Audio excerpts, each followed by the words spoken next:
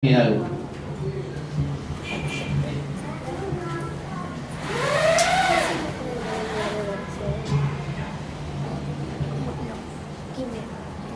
Amén. Bienvenidos al culto, queridos hermanos y hermanas. Amén. Hoy tenemos una palabra muy bonita. Hemos estado siguiendo con nuestro curso de las semanas lo que es los mensajes concernientes a Abraham. Hemos comenzado desde Génesis 12. Hemos seguido en Génesis 12, 13, 16. Hemos seguido hasta la semana pasada hablando acerca de Isaac, el hijo de Abraham. Y hoy nos toca hablar acerca de Jacob, el hijo de Isaac. Estamos siguiendo esa dirección en la palabra. No sé si han escuchado cuando Dios se revela más adelante a los hombres de fe. Les dice: yo soy el Dios de Abraham, el Dios de Isaac y el Dios de Jacob, ¿no? Es más, en una de las estrofas de nuestro himno nacional dice que le rendimos homenaje, ¿no? al Dios de Jacob, ¿no? Entonces hoy vamos a hablar y conocer un poco más acerca de este personaje llamado Jacob. ¿Qué es lo que él hizo? ¿Cuál es la historia de este hijo de Dios que sale en la Biblia? ¿Y por qué es tan importante poder repasarlo? Hemos leído en el día de hoy Génesis 28, del 10 al 22, y donde sale la historia de Jacob, que luego, después en el segundo culto vamos a hablar acerca de esto, se convierte su nombre a Israel. Tenemos que ver que como creyentes hemos sido llamados a no solamente ver este ámbito material o físico, sino que también hemos sido llamados a ver el mundo espiritual, ¿sí? El título de hoy es Jacob, Génesis capítulo 28, amén, del 10 al 22, es lo que hemos leído. En nuestra vida tenemos que entender que existe un mundo espiritual. El mundo espiritual es real. Desde el comienzo Dios nos dice y nos hace a nosotros a su imagen y semejanza. Es más, cuando empezamos el culto, ¿qué es lo que llamamos? Decimos Juan 4:24, Dios es espíritu y los que le adoran en espíritu y en verdad es necesario que le adoren. Entonces, cuando Dios nos hace a imagen y semejanza de Él, como nos dice en Génesis 1:27, ¿qué nos está diciendo realmente? Que nosotros somos seres espirituales y que el mundo espiritual existe.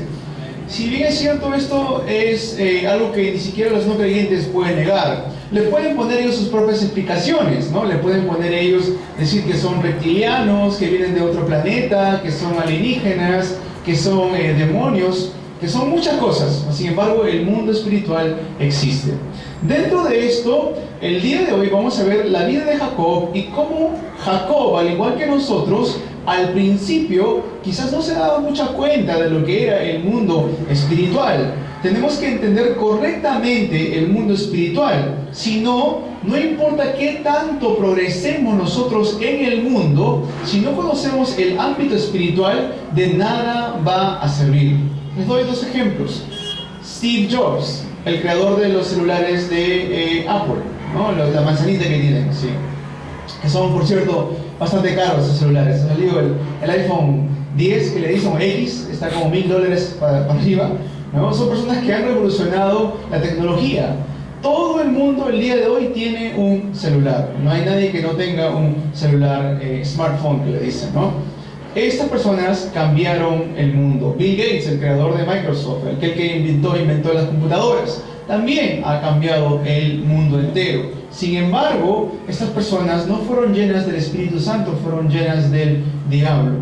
Entonces, no importa qué tanto hayan progresado en finanzas o economía o impacto al mundo, en la sociedad, si no conocían o no conocieron el mundo espiritual, es como si no hubieran hecho absolutamente nada, o es más, hubieran más bien dañado a la sociedad. ¿Se entiende esto? Tenemos que empezar a entender correctamente que existe un mundo espiritual. Muchos que viven sin saber por qué tienen que tener una vida de fe, no saben la razón por la cual yo tengo que creer en Dios. Conversaba con un familiar el día viernes, un familiar que no había visto en mucho tiempo, y estaba orando porque yo tenía un conocimiento, un trasfondo de qué era lo que él creía, pero no estaba muy seguro. Orando y dije: Señor, si si tú permites que yo le pueda compartir el evangelio a este familiar, pues que sea tú que abres la puerta. Y de pronto llegó un momento donde estábamos los dos a solas sentados, él al frente mío, y me hizo la pregunta, o sea que tú estudias en Corea, me dice, ¿no? Sí, estudié allá. Ah, ya, y estudió para ser pastor, teología, ¿no es cierto? Sí. Y me empezó a hacer el habla. Y me dice, ¿qué es el budismo? Me empieza a preguntar, ¿qué es el budismo? Bueno, el budismo en realidad no cree un Dios exterior, cree un Dios interior, cree que uno mismo puede llegar a ser Dios, llegar a un estado de nirvana, donde uno se deshace de todos sus deseos, de todas sus propias motivaciones, ¿no? Se deshace de todo eso y llega a un estado de lo que es nirvana. Y él me dijo, pues yo creo que esa es la mejor religión en vez de creer en un Dios superior que alguien necesita. Interesante, ahí me pude poner a conversar con él un poco más profundo, y luego me dice que él cree que él es descendencia de un reptil, reptilianos. Y me pareció interesante, dije, ¿realmente crees que es descendido de un reptil y no a imagen y semejanza de Dios? Sí, porque hay más evidencias en la historia de los reptiles que de Dios. ¿Okay? Entonces ahí me doy cuenta de cuánto es que el mundo afuera ignora el mundo espiritual. Prefieren creer que son descendencia de reptiles o descendencia de monos, o a que pensar de que somos hechos a imagen y semejanza de Dios. Esto es algo muy serio que tenemos que tomar en cuenta el día de hoy. Pensar también que yo soy alguien grandioso o de lo mejor no es correcto, pero tampoco es bueno pensar de que yo no puedo hacer absolutamente nada. Tampoco es eso. No es ni orgullo, ni demasiado orgullo, ni tampoco es caer en desánimo. Es estar allí donde Dios desea que yo esté. ¿Por qué? Porque para eso Dios me ha salvado. Dios tiene un plan para cada uno de nosotros. ¿Creen en esto? Amén. ¿Creen? ¿Sí? Dios tiene un plan para cada uno de nosotros. Si no, piensen en todas las veces que ustedes podrían haber muerto, pero aún siguen acá sentados el día de hoy. ¿Sí? Porque Dios tiene un plan absolutamente para cada uno de nosotros. Cuando nace ahí Jacob, dice la palabra, dice a Jacob amé, mas Esaú aborrecí. Dice que Dios ama a sus escogidos. Pero al principio Jacob no se daba cuenta de esto. Jacob no estaba muy convencido de esto. Es por eso que él más paraba con su madre haciendo guiso, daba vuelta al guiso para que no se queme la sopa. Es por eso que él no estaba como Esaú. Esaú era un hombre de campo que estaba ahí cazando ahí las cosas para comer. ¿Qué hacía Jacob? Estaba en casa con su mamá dando vueltas al guiso, ¿no? Para que no se queme esa sopa.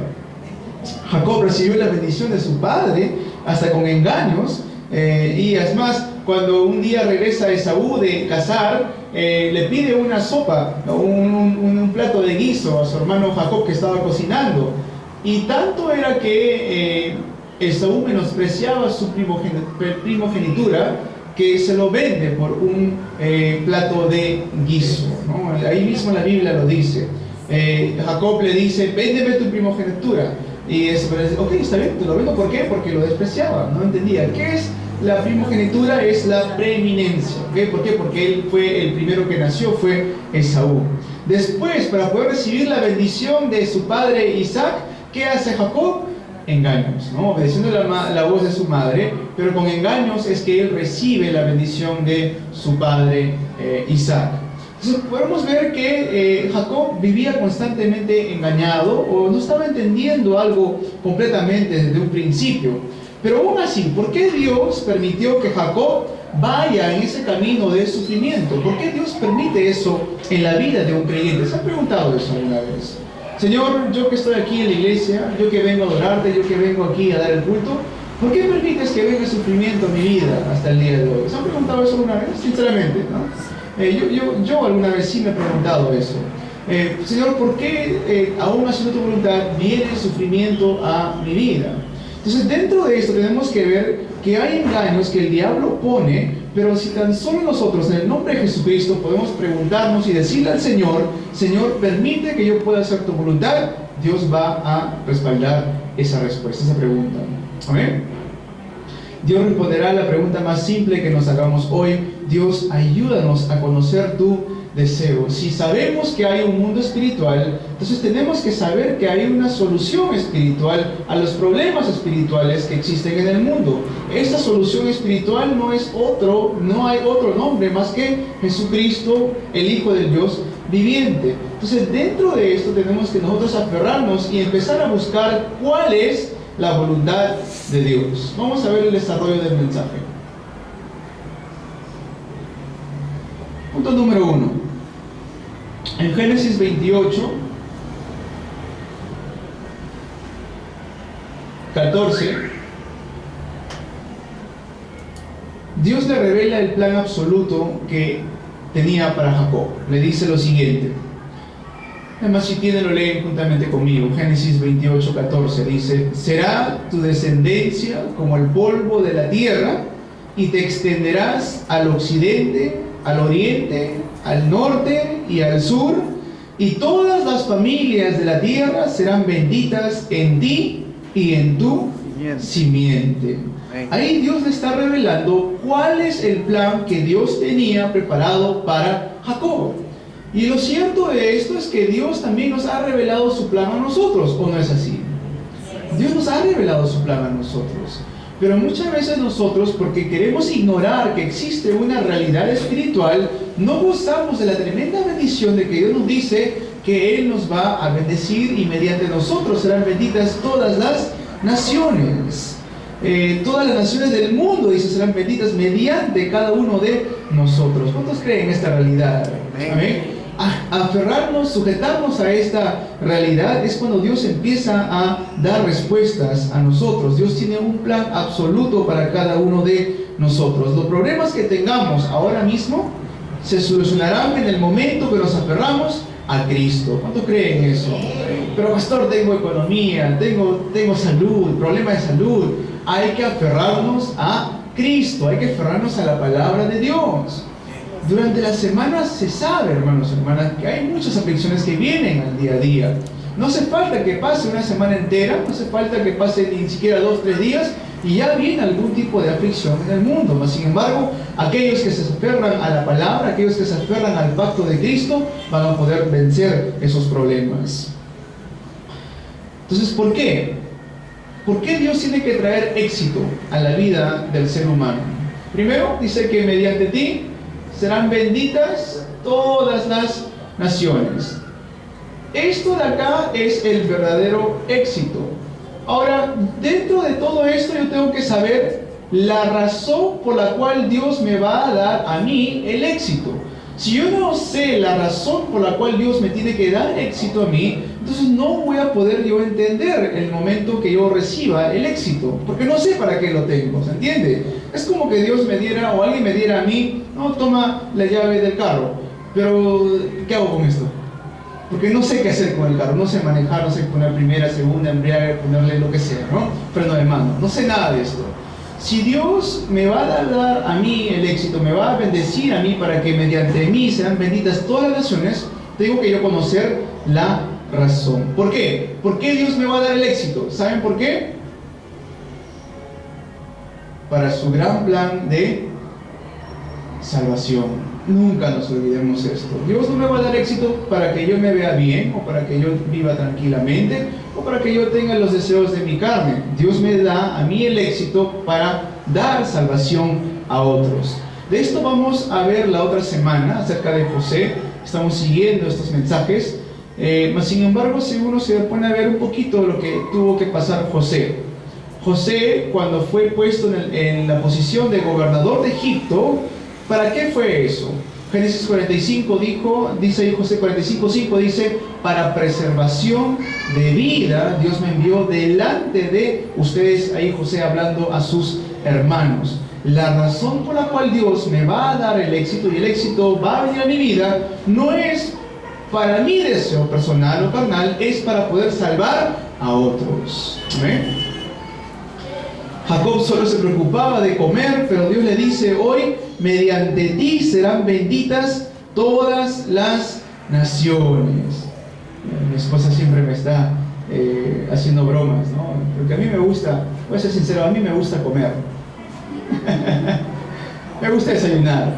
Sí, me gusta almorzar y me gusta cenar. Entonces, como la que se encarga de hacer la comida en casa es la esposa, siempre estoy yo. Mi amor, ¿qué vamos a almorzar hoy día? Mi amor, ¿qué vamos a desayunar mañana? Mi amor, ¿qué vamos a cenar más tarde? ¿No? Y ella me dice de broma, oye, tú paras pensando en comer, mamá, ¿no? Me pongo a reflejar, si tienes razón. Tengo que parar eso. Jacob fue similar. Jacob se preocupaba solamente en qué comer, qué vivir. ¿Qué dice que estaba haciendo? Paraba haciendo el guiso. Paraba moviendo el guiso para que no se queme. Pero sin embargo, cuando uno entiende lo que dice acá la palabra de hoy, cuando Jacob empieza a entender esas palabras, lo que le dice Dios a Jacob, le dice, será tu descendencia como el polvo de la tierra, y te extenderás al occidente, al oriente, al norte y al sur. Todas las familias de la tierra, no dice algunas, dice todas las familias de la tierra serán benditas en ti y en tu simiente. ¿Amén? O sea, trasciende el mundo material, físico, y está diciendo, esto es un mundo espiritual. Necesitas levantarte y dar salvación a las demás generaciones, a las demás naciones. Amén. Los bendigo en el nombre de Jesucristo, que ustedes puedan levantarse también como testigos de esto. Muchas personas están viviendo bajo problemas espirituales. Dios desea rescatarlos. Por eso Dios me ha salvado a ti, me ha salvado a mí, a cada uno de nosotros. Amén. Dios no nos ha salvado para que nosotros estemos preocupados por el guiso. Nos ha salvado ¿para qué? Para salvar a todas las naciones. Amén. Dios lo dijo ahí, Mateo 28, Mateo 24, lo dice así: ir y hacer discípulos a todas las naciones. ¿Y mi problema, pastor? ¿Qué hay de mi problema? Aférrate al pacto y vean la respuesta de Dios en sus vidas. Amén. ¿Y mi salud, pastor? ¿Qué hay de mi salud? Aférrense al pacto y verán cómo Dios va a responder en sus oraciones. Amén. La semana pasada salió algo muy bonito y es algo que me ha estado aferrando durante toda la semana. Es el ganar sin pelear. Ganar sin pelear. Amén. Que esa sea nuestra respuesta para nosotros el día de hoy. ¿Por qué Dios me va a decir? ¿Por qué Dios me va a tener que dar esa bendición? No para mis deseos, sino para la salvación del mundo, para la evangelización mundial. Punto número 2.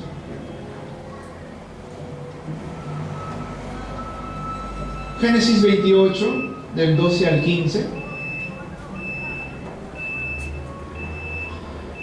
¿Qué es lo que Dios está haciendo ahora? Vamos a preguntarnos eso por un momento. ¿Qué hace Dios ahora? ¿Qué es lo que Él está haciendo en estos momentos? El poder absoluto de Dios que da a los salvos se ve en Génesis 28, del 12 al 15. Se lo voy a leer. Dice: y soñó, y aquí una escalera que estaba apoyada en la tierra o en tierra, y su extremo tocaba en el cielo, y aquí ángeles de Dios que subían y descendían de ellas. ¿Okay? Entonces, ¿qué es lo que está haciendo Dios ahora mismo? Vamos a responder esta palabra. Dios está movilizando a sus ángeles. ¿Okay? Lo dice esto en Hebreos 1:14 también para confirmar esta palabra. Dios hasta el día de hoy sigue movilizando a sus ángeles para respondernos, para cumplir la promesa de Dios. Es más, no te dejaré, dice ahí Dios a Jacob. Si lo sigo leyendo, dice: he aquí Jehová estaba a lo alto de ella, el cual dijo: yo soy Jehová, el Dios de Abraham tu padre y el Dios de Isaac. La tierra que estás acostado te la daré a ti y a quién, a tu descendencia. Y hemos leído el versículo 14. Dice aquí en el versículo 15 algo muy, muy importante. Tenemos que saber lo que Dios está haciendo ahora. Miren lo que Dios está haciendo ahora. He aquí, yo estoy contigo y te guardaré por donde quiera que fueres, y volveré a traerte a esta tierra, porque no te dejaré hasta que haya hecho lo que te he dicho. ¿Quién le está diciendo esta promesa a Jacob? Dios mismo. Entonces, ¿qué está haciendo Dios ahora mismo? ¿Dónde está Dios? Está conmigo. Dios está a mi lado y Él me deja, dice: no te dejaré hasta que haya hecho lo que te he dicho. ¿Qué es lo que Dios me ha dicho? Que Él va a estar conmigo hasta el fin del mundo. ¿Qué es lo que Dios me ha dicho? Que yo voy a recibir poder para ser testigo de Jesucristo hasta el fin del mundo. ¿Qué es lo que Dios está haciendo ahora? Dios está al lado mío, protegiéndome, movilizando a sus ángeles y cumpliendo su voluntad. Amén. Vamos a saludarnos mutuamente. Dile a tu hermano, a tu hermana que está a tu lado, Dios está contigo, hermano. Dios está conmigo. Dios no te va a dejar, hermano. Dios no te va a dejar, hermano. Hermanita, bendiciones.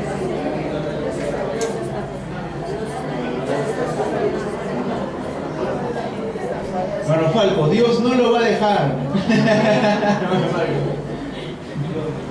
Amén. Iglesia Unánimes, Dios no nos va a dejar. Amén. Es la promesa que Él hace con nosotros. Así nos querramos escapar, Dios nos va a agarrar fuerte. Un jalón de orejas, pero ahí nos tiene. Amén. Esta promesa es muy hermosa, el saber que Dios, aunque nosotros somos los que muchas veces le fallamos, aunque nosotros somos los que nos alejamos de Él, Él no nos va a dejar.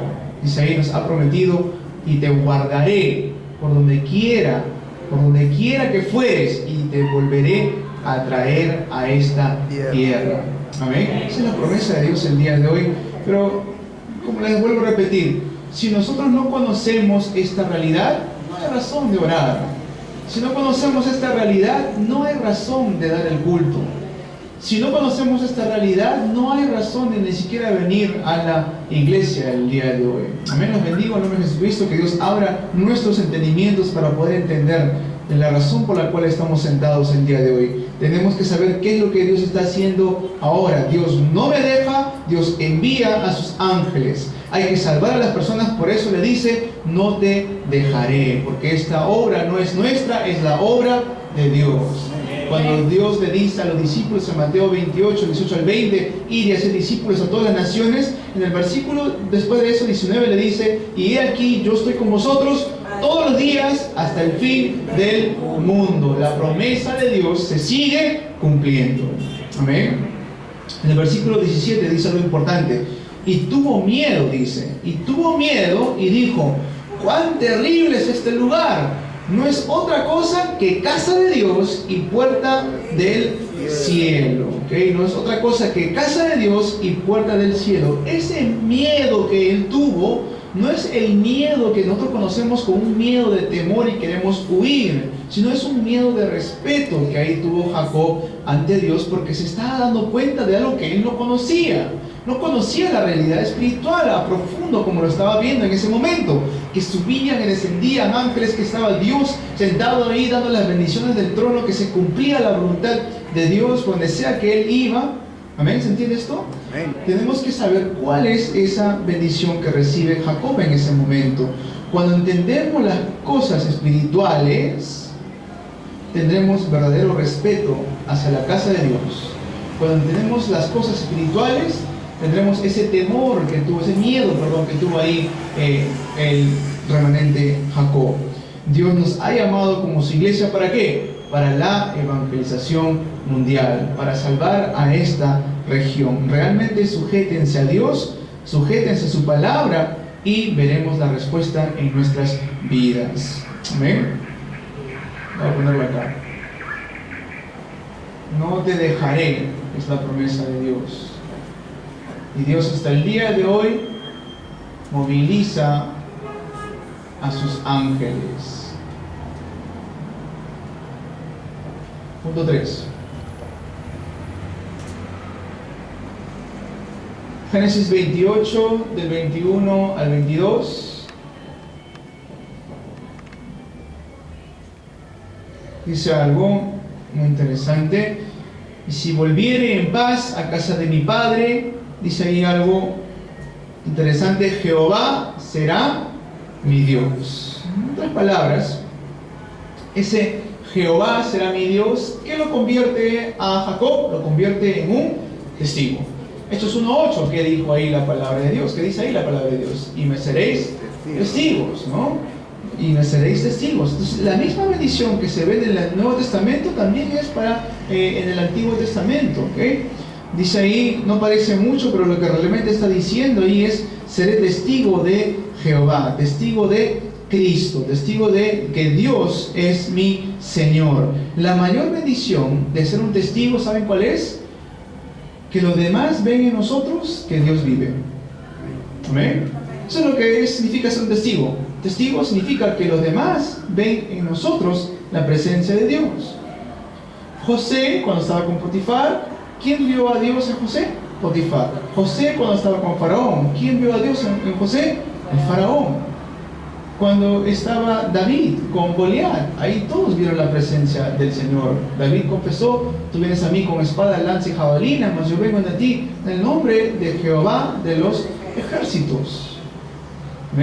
La semana pasada hablamos de Isaac, de su contrincante Abimelech. ¿Qué le dijo? ¿No? Hemos visto que eres bendito de Jehová. Entonces, eso significa ser un testigo de Cristo.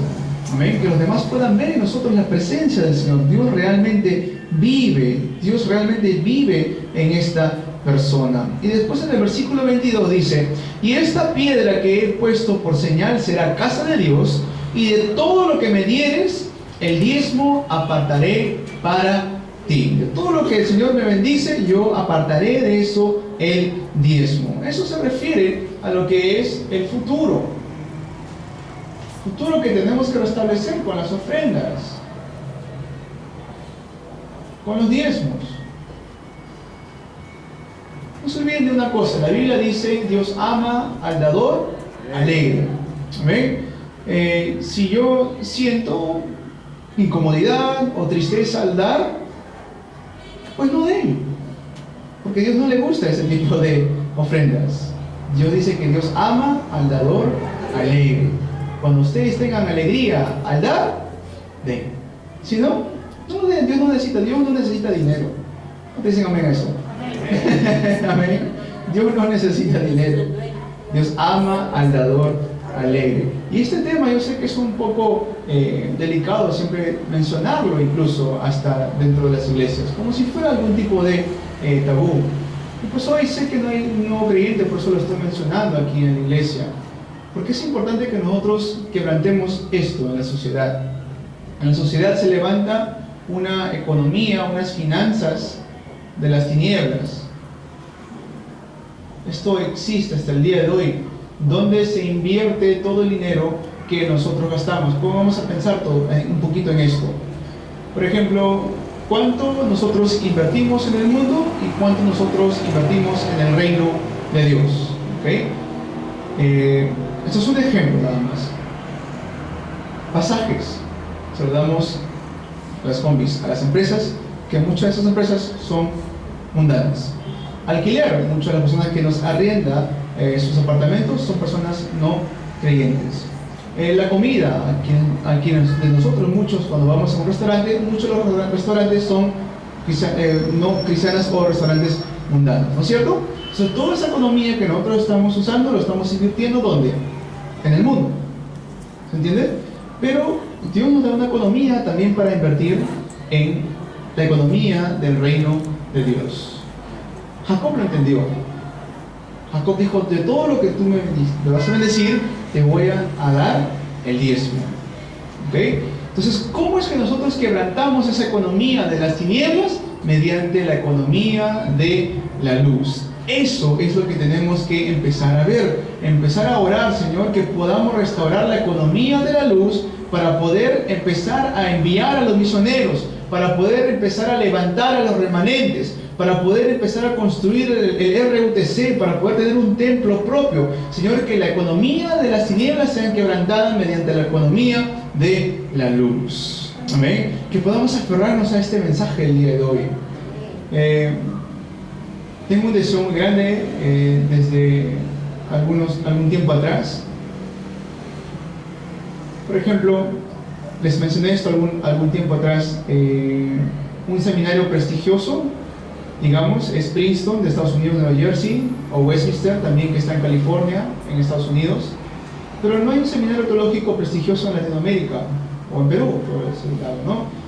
Hay un seminario que es universidad, donde está estudiando el evangelista, pero no es un seminario, por decirlo así, como estos seminarios de Estados Unidos o de Inglaterra, ¿no? Me puse a pensar y orar: Señor, ¿Cuánto sería, ¿no?, lo grandioso que se levante un seminario de prestigio en nuestro país? Y es más, ¿cómo podemos hacer esto? Así como el gobierno da becas para que vayan a estudiar los jóvenes, ¿cuánto sería bonito que la iglesia misma pueda becar a un remanente para que vaya al extranjero a estudiar y prepararse y regrese y pueda este remanente compartir todo el conocimiento y podamos nosotros juntamente como iglesia levantar a un seminario, una universidad, un colegio de prestigio? ¿Okay? Entonces, para eso se necesita la economía de la luz, quebrantando la economía de las tinieblas mediante la economía de la luz. ¿Okay? Dios ama al dador alegre. Entonces, cuando yo entiendo que esta economía es para el RUTC, es para los remanentes, es para las misiones, ¿qué va a sentir mi corazón? ¿Tristeza? No. Alegría. Alegría. Dios ama al dador alegre. ¿Ven? Si no sienten alegría, como les dije, no den. Dios, sí, no den. Dios no necesita de tristeza cuando no den. Den cuando sientan alegría, cuando sientan ese deseo, ese anhelo en su corazón para poder levantar el RUTC. Amén. Conclusión. Vamos a ver la conclusión.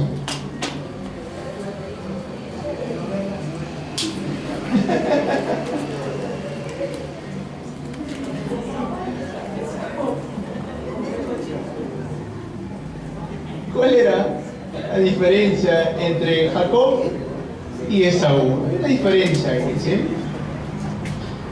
Dios nos ha llamado a nosotros como Jacob. ¿Por qué? Porque tiene un plan absoluto con nosotros, la cual muchos de nosotros ni siquiera nos imaginamos cuál es ese plan que Dios tiene para nosotros, ¿sí? Lo único que tenemos que hacer es esperar y ver cómo se va a ir cumpliendo el plan de Dios en nuestras vidas. Entonces nos hemos preguntado, ¿qué hace Dios ahora? Dios moviliza sus ángeles y Él está conmigo, me protege, me guarda y no me deja. No me deja. ¿Qué es esto? Jacob intentó recibir la bendición y gracia de Dios. El pacto al que nos sujetamos parecerá pequeño, pero será transmitido a la siguiente generación. ¿Okay? Oremos para que nuestra iglesia pueda salvar a la región. Sigamos orando. La diferencia de Jacob y Esaú es que Jacob fue elegido por Dios para salvar a las 237 naciones del mundo. ¿Cuántos están orando por esto? Para la evangelización mundial. ¿Okay? Dios nos ha escogido a nosotros. ¿Por qué? Porque Dios sabe que nosotros mismos, por nuestra propia fuerza, no podemos hacerlo. Por eso Él nos ha escogido para que lo hagamos mediante el poder del Espíritu Santo. El día de ayer, mientras que preparábamos las cosas para nuestro hermano Jairo, que estuvo de matrimonio, salió la señora que estaba, creo que una vecina del local donde estuvimos, y me dijo, ¿tú eres el pastor? Sí, es el pastor. Bueno, porque estaba con un polo, ¿no?, muy sport. ¿Tan chibolito eres un pastor? Sí, le digo, sí, estudié desde los 18 años, le digo, ¿no? Ah, pero yo pensaba que los pastores eran señores, ya mayores. Bueno, soy un señor, tengo mi esposa, tengo una hija de 6 años, y eso se refiere, ¿no? Ah, ya. ¿Y en qué crees? Me dice, ¿tú crees que vas a vivir toda la vida? Sí, yo sí creo en eso, creo en el Señor Jesucristo, que Él va a regresar una segunda vez aquí, va a resucitar nuestro cuerpo, nos va a hacer reinar juntamente con Él, con un cuerpo glorificado, esa es su palabra. ¿Jesucristo va a regresar? ¿Dónde dice eso en la Biblia? Bueno, y le empiezo a explicar el contexto, la creación, Génesis 3, empieza a explicarle 1 Juan 3:8, por qué tuvo que aparecer Jesús en primer lugar, por qué tuvo que venir Jesús por primera vez en primer lugar, si no tiene la primera vez, dudo que tendrá la segunda vez que venga, ¿no? Y después le dije, no, pero ¿dónde dice en la Biblia que Jesús va a regresar una segunda vez? ¿Dónde dice en la Biblia? Bueno, ¿has leído la Biblia? Sí, yo he leído la Biblia. Okay. Apocalipsis 20, 21, 22, 23, 24, habla toda la Nueva Jerusalén de cómo Jesús va a regresar y vamos nosotros gloriosamente a reinar juntamente con Él, donde no habrá ni llanto, ni lágrima, ni dolor, ni ningún tipo de enfermedad, y que Él será nuestro Dios eterno para siempre. Ah, no sabía de eso. Jesús es Dios, le digo. ¿Jesús es Dios? Nuevamente. ¿Dónde dice la Biblia que Jesús es un Dios? Pero el Dios Todopoderoso es Jehová, me dice. Ah, ya, ok. Ya sé de dónde viene esa teología ya. Ajá. Señora, si usted cree que Jesús es un Dios y aparte hay otro Dios, eso se llama idolatría. Idolatría es lo que usted comete. Y lo que usted congrega, le digo, no, yo solamente en mi casa leo la Biblia. Si usted dice leer la Biblia dice que tiene que usted congregar. Así que venimos a venir más tarde acá al matrimonio. Qué bueno, jovencito. Bueno, muchos jóvenes hoy en día están perdidos en droga, alcohol y muchas cosas. Usted está predicando la palabra. Muchas gracias. No tuvo que responderme con eso nada. La diferencia entre Jacob y Esaú.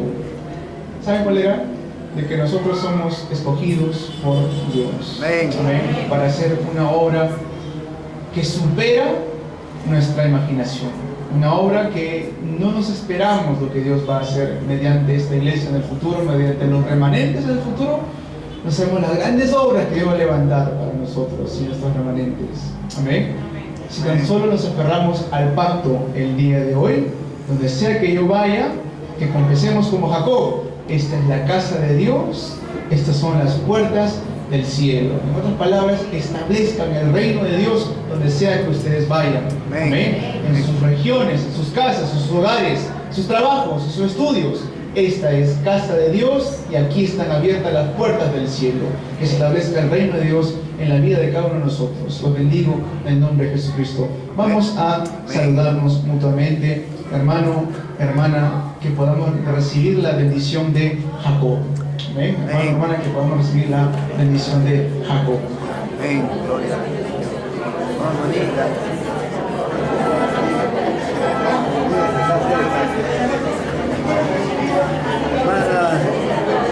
Vamos a establecer el reino de Dios. Establecemos de Jacob.